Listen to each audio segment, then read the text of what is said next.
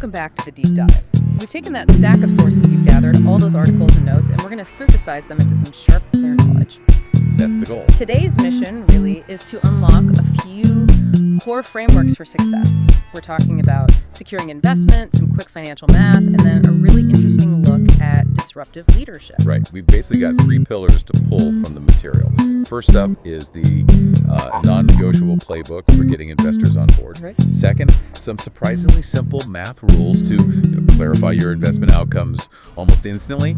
And then finally, we'll get into a great case study and entrepreneur who was somehow both the ultimate outsider and the ultimate insider. Love that. The goal is just high impact takeaways. Exactly. No fluff. All right, let's unpack that first pillar then. Securing funding. It can feel, well, pretty intimidating, but our sources lay out a very clear starting point. So before the pitch, before anything else, what's that absolute foundation? It sounds so obvious, but it's where so many people fall down. The foundation, as Alicia Webb from Pioneer Bank points out, is a crystal clear business plan. Okay, a business plan. But, and this is the key part, supported by realistic financial projections. Yeah. This isn't just a document you check off a list. It's the proof that you actually know your business inside and out. So what makes a projection realistic? I mean, every startup pitch has that hockey stick growth curve, right? That's the dream. It is, but realistic means it's grounded in actual market research, not just, pure optimism. You have to show your work. Show your work how? By defending your assumptions. Why do you think your customer acquisition cost will be that number? What data supports it? It has to show a deep understanding of the model itself and a clear strategy for growth that an investor can actually measure. Without that rigor, it's just a nice story. So the plan is the technical proof, but once the numbers are solid, how do you translate that into a pitch? I mean, how do you make it compelling? The sources seem to suggest it's about shifting from data to storytelling. It is, absolutely. Guy Kurlansky talks about this a lot. You have to craft a compelling narrative. But not just any story. No, this isn't fiction. The story has to cut straight to the chase. Here's our traction, here are our realistic expectations, and crucially, here's how we're going to convert the momentum we have now into real sustainable growth later. Okay, so traction is key, but the metrics have to be super clear. What are those non-negotiable numbers? The ones where if an entrepreneur fumbles them, the meeting is basically over. It really boils down to your KPIs, key performance indicators, and most importantly, your unit economics. Let's pause on that term, unit economics. We hear it all the time, but what are investors really looking for when they ask about it? I'm glad you asked. It's the fundamental math of your business on a per unit basis. So per customer, per product sold, whatever your unit is. And the key metric within that? It's the ratio between your customer acquisition cost of CAC and the lifetime value of that customer, the LTV. LTV to CAC. Exactly. If you're spending, say, $100 to get a customer who's only ever going to pay you $50, well, you don't have a business. You have a hobby that's losing money. Investors need to see that the LTV is much, much higher than the critique.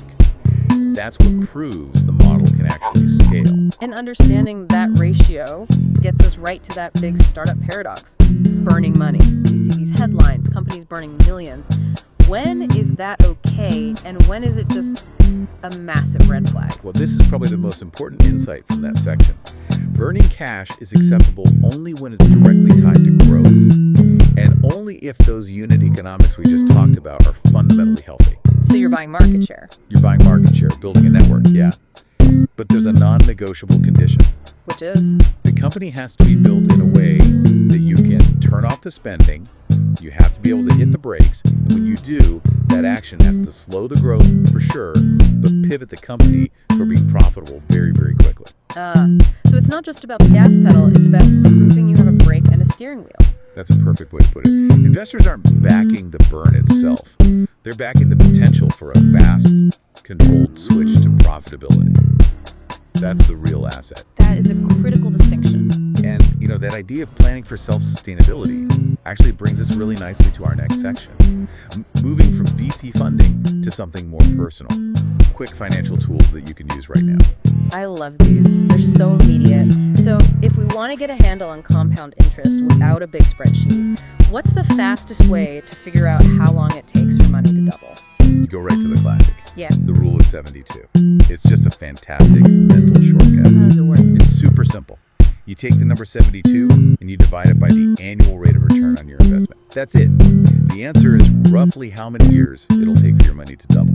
Okay, can you give us a concrete example? Yeah, the source material you use is a great one. Let's say you have an investment getting a steady 6% return per year. You just divide 72 by 6, you get 12. So it'll take about 12 years for your money to double. You can get a 10% return, 72 divided by 10, 7.2 years. Wow. It really shows how a few extra percentage points can dramatically cut down that doubling time. It's huge. That's the power of compounding. It gives you a real intuitive feel for it. Now, the rule of 72 is pretty well known, but the sources mentioned another one, a related rule for tripling your money. Right, this one is less common but just as useful for long-term thinking. It's the rule of 114. And it works the same way? Exactly the same principle. You take 114 divided by your annual rate of return, and that tells you roughly how many years it'll take to triple your investment. So with that 6% example. It would be 114 divided by 6, which is 19 years. So you wait 12 years to double, but only another 7 years after that to triple. You can really see the acceleration. That's incredibly useful. These rules just cut through all the noise. They do. And speaking of cutting through noise, and maybe even creating some, if our first section was about structure and rules, and the second was about predictable math, this third section is about the people who seem to throw the rulebook out the window. We're pivoting to the Maverick, a deep dive into Steve Jobs, but specifically his early years, right? The 70s and 80s. Exactly. The pre-comeback Steve Jobs. Yeah. And Peter Thiel's notes on him are fascinating. He describes Jobs as this creature of profound contradiction. In what way? He was, at the exact same time, both an extreme outsider and an extreme insider. It's a really powerful idea. He was operating right at the edge of culture and technology. Let's break down those outsider traits because they seem so core to his whole identity back then. Yeah. What specifically made him such an outsider?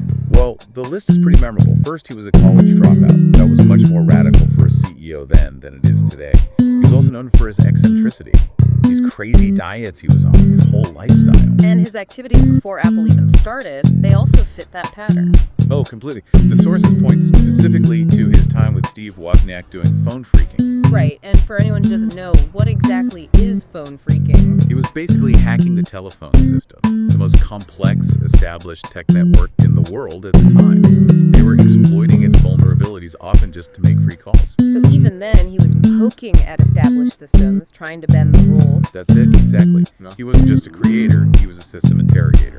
The notes also mention his use of LSD, which he later said was a profound experience for him. All of this paints a picture of someone whose genius came from nonconformity, not from a business textbook. But that created so much tension, right? Having that kind of extreme outsider running a corporation, which is a structure that demands rules and predictability, that had to blow up eventually. And it did, at least for a while. That's how the biographical segment ends, with that conflict reaching its peak.